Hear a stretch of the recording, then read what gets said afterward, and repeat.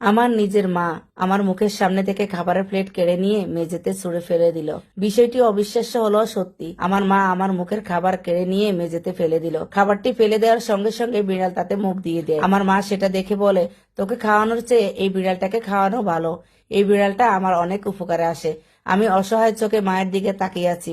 মা তার বিষণ্ণ কণ্ঠে বলে উঠল, তোর সাহস তো মন্দ না। আমি তোকে বললাম সবজি ডাল দিয়ে ভাত খেতে, তাও তুই সজলের জন্য রাখা মাংস দিয়ে খেতে বসলি।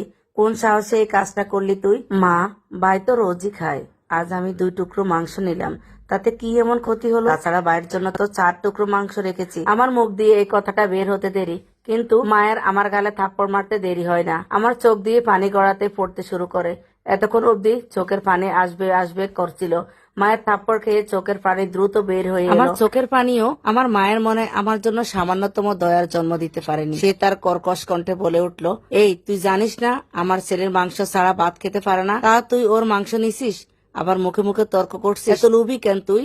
অন্যের খাবারে লোভ দিস কেন? তুই লোভ দিস বলেই আমার ছেলেটার মাঝে মাঝে অসুস্থ হয়ে পড়ে। মায়ের কঠিন কথাগুলো শোনার আর ধৈর্য হলো না আমার। তৎক্ষণাৎ ছুটে ঘরে চলে এলাম। আসার পথে মায়ের উচ্চ শব্দে বলে একটি বাক্য কানে আসলো, দেমাক দেখিয়ে যাস না। শুনে রাখিস, আজ রাতে তোর খাওয়া বন্ধ। তোর জন্য যখন অসুস্থ হয়ে আমার ছেলেটা খেতে পারলো না, তখন তোর রাতের খাওয়া বন্ধ। আমি দরজা বন্ধ করে শব্দ করে কান্না করে দিলাম। এখন অনেকেই ভাবতে পারে এখানে বোধহয় ছেলে এবং মেয়ের বৈষম্য করা হচ্ছে। না, আমার মা বাবা আমাকে পছন্দ করে না। হ্যাঁ, আমি মেয়ে বলেই পছন্দ করে না। তবে সব মেয়ে যে তাদের অপছন্দের তা নয়।